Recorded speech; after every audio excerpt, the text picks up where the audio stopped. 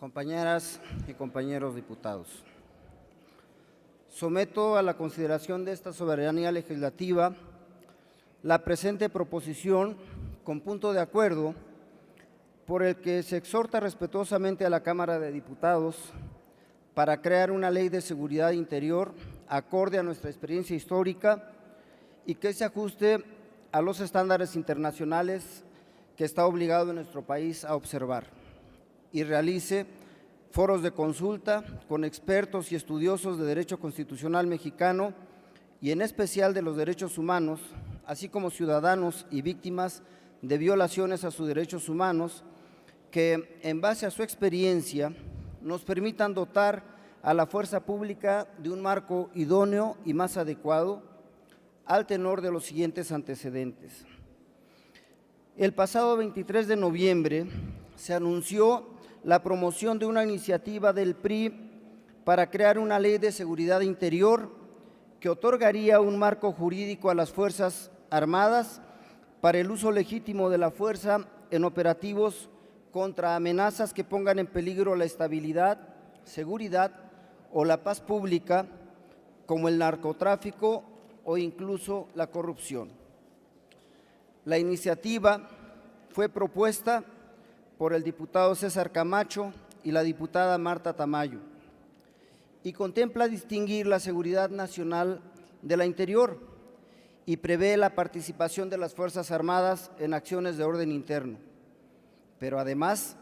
plantea que militares y marinos puedan hacer uso de cualquier método de recuperación de información y obligaría a las instituciones del gobierno y órganos autónomos a proporcionar información. Lo anterior es motivo de preocupación y nos obliga a ocuparnos, porque es uno más de los pasos que se han venido dando, pausada pero firmemente, para restaurar en el país el régimen autoritario y más aún en avanzar a la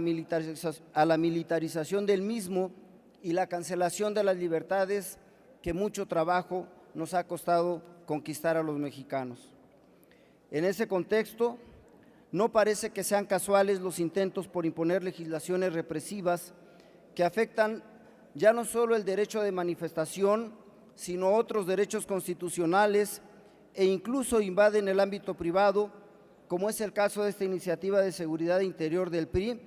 que con el pretexto de las amenazas que pongan en peligro la estabilidad, seguridad o paz pública, puede cometer todas las arbitrariedades.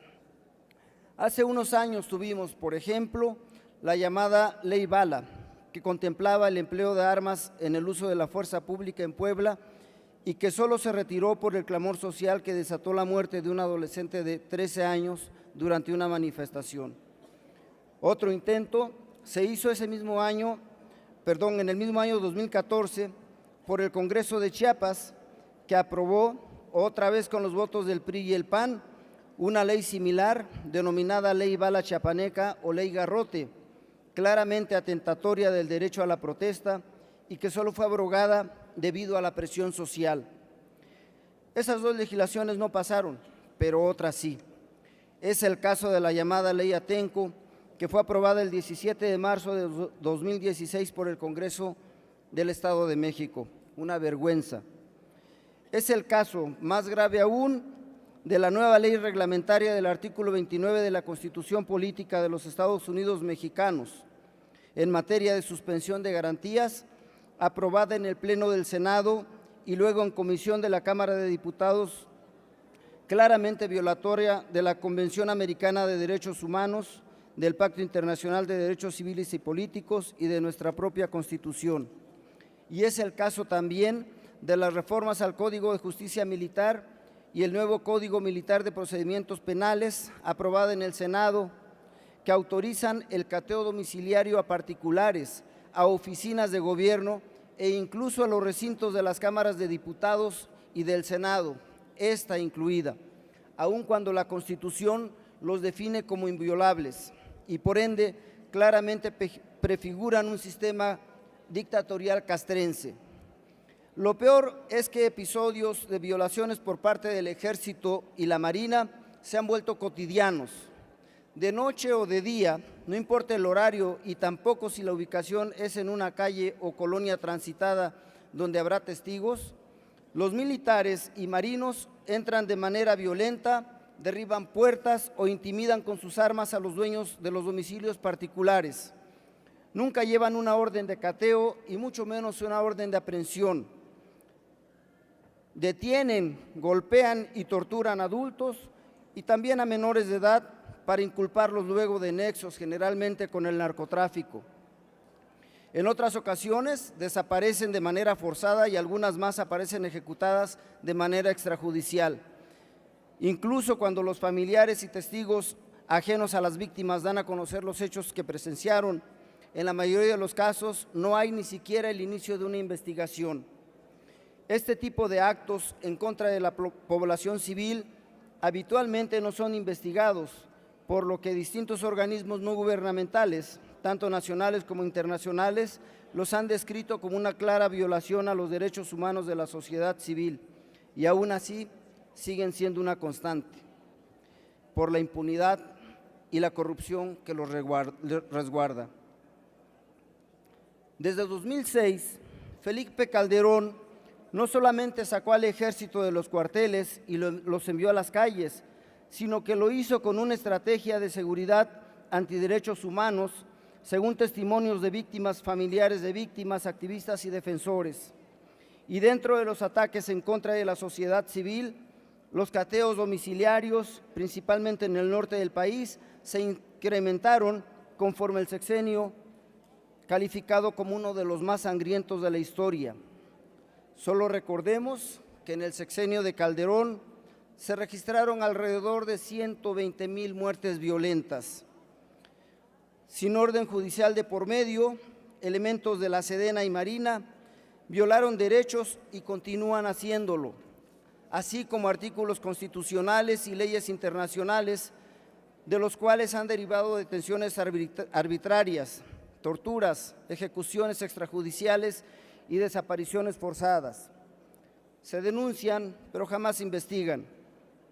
En 2012 inició la administración de Peña Nieto y aunque el discurso de guerra promovido por Calderón fue sustituido por uno de aparente fortalecimiento institucional, de construcción de un pleno Estado de Derecho y de respeto a los derechos humanos, la verdad es que la estrategia de seguridad no ha cambiado de forma significativa. Proporcionalmente, en el gobierno de Enrique Peña Nieto se han registrado más muertes que en el gobierno de Calderón y eso ya debería ser de por sí un escándalo. A consecuencia de la inercia de estas estrategias, México ha acumulado cifras alarmantes de personas muertas, torturadas, desaparecidas y desplazados. Y por si fuera poco, como resultado de la violencia generalizada, se ha desencadenado una espiral de corrupción e impunidad crecientes. Según cifras de la Comisión Mexicana de Defensa y Promoción de los Derechos Humanos, recogidos en el documento Violaciones graves a los derechos humanos en la guerra contra las drogas en México, en el sexenio pasado, 96,000 elementos militares estuvieron involucrados en tareas de seguridad nacional, mientras que tan solo en el primer mes del sexenio de Peña Nieto se tenía una cifra de 49,000 efectivos militares. Tal ha sido la magnitud de la intervención del Ejército en operaciones que corresponden a la policía, que del 2006 al 2012 se registraron 50,915 civiles detenidos por militares. Asimismo, señala que hasta enero del 2015, en el sexenio de Peña Nieto,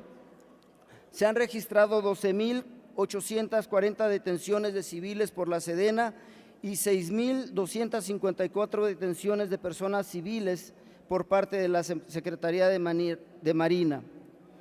Justamente por todas estas violaciones señaladas y abusos, resulta imperioso legislar de manera responsable y elevar a rango constitucional la normativa jurídica por la Asamblea General de la ONU. Lo que estamos presenciando, en resumen, diputadas y diputados, es querer dotar de un marco jurídico legal lo que hoy existe, una violación sistemática de nuestros derechos humanos por parte de militares, que para muchos mexicanos no tienen ya ningún sentido de respeto, porque a eso los ha llevado el gobierno, a que gracias a que los sacó a las calles, hoy tengamos ejemplos como Apatzingán, como Tlatlaya, como Tanguato, como Matamoros y cuantos más que seguirán ocurriendo si no ponemos freno a este abuso.